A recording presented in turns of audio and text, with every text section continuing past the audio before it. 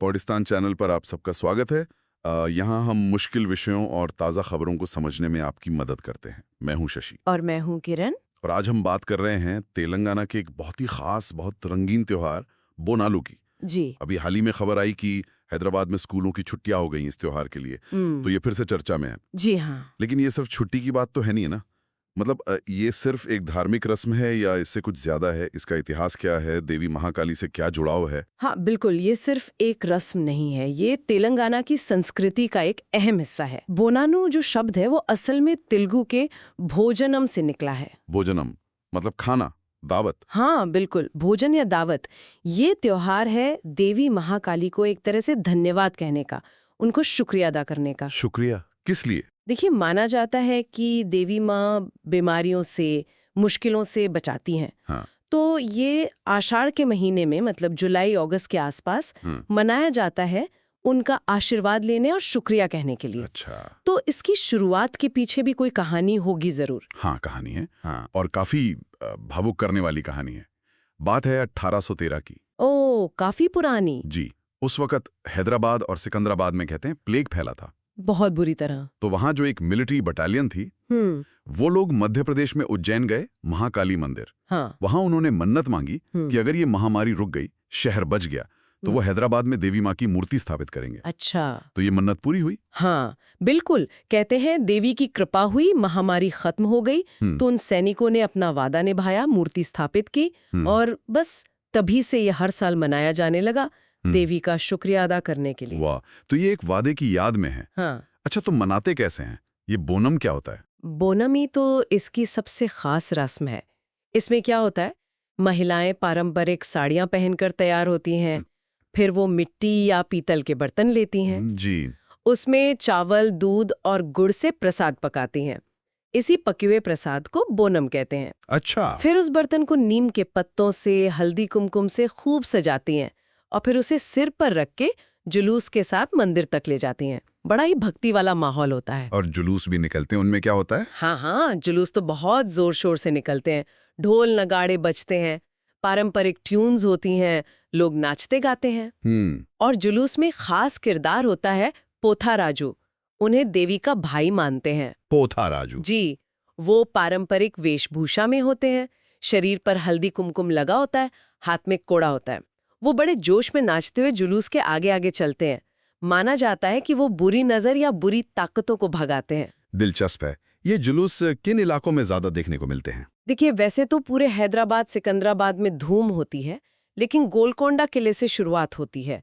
फिर सिकंदराबाद का जो उज्जैनी महाकाली मंदिर है और पुराने शहर का लाल दरवाजा मंदिर, वहाँ खास आयोजन होते हैं, बहुत भीड़ होती है। एक और रस्म का जिक्र होता है, रंगम। वो क्या है? हाँ, रंगम। ये त्योहार के अगले दिन सुबह होता है। इसमें एक अविवाहित महिला होती हैं जिन पर माना जाता है कि देवी माँ आती हैं। अच्छा, मतलब वो भविष्यवाणी करती हैं? जी बिल्कुल, वो आने वाले साल के लिए भविष्यवाणियां करती हैं। लोग बहुत श्रद्धा से सुनते हैं कि अगला साल कैसा रहेगा, फसल कैसी होगी, बारिश होगी या नहीं।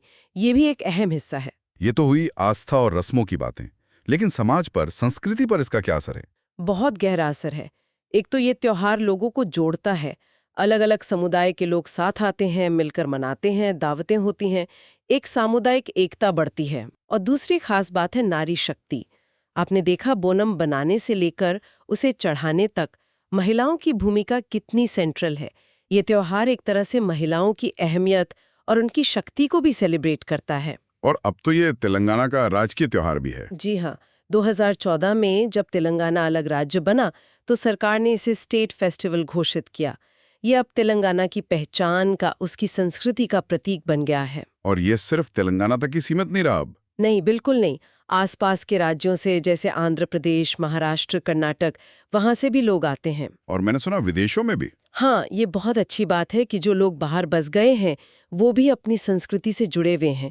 जैसे अभी लंदन में वहाँ की तेलंगाना एसोसिएशन ने बहुत बड़ा बोनालू उत्सव मनाया, हजारों परिवार शामिल हुए। कमाल है। तो ये दिखाता है कि संस्कृति कैसे सफर करती है। जी। अच्छा, वापस आते हैं हाल की छुट्टियों पर।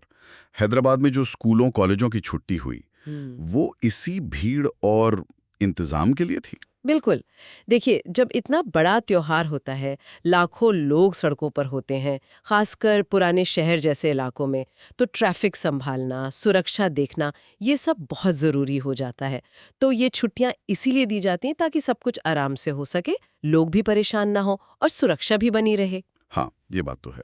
हालांकि सरकारी दफ्तर और बैंक वगैरह खुले रहते हैं। अच्छा, तो अगर हम इसे समेटें, तो बुडालू सिर्फ एक छुट्टी या पूजा पाठ नहीं है, ये इतिहास है, ये आस्था है, देवी माँ का शुक्रिया है, नारी शक्ति का उत्सव है, समुदाय का जुड़ना है और तेलंगाना की एक जीती जागती पहचान है। एकदम सही कहा आपने।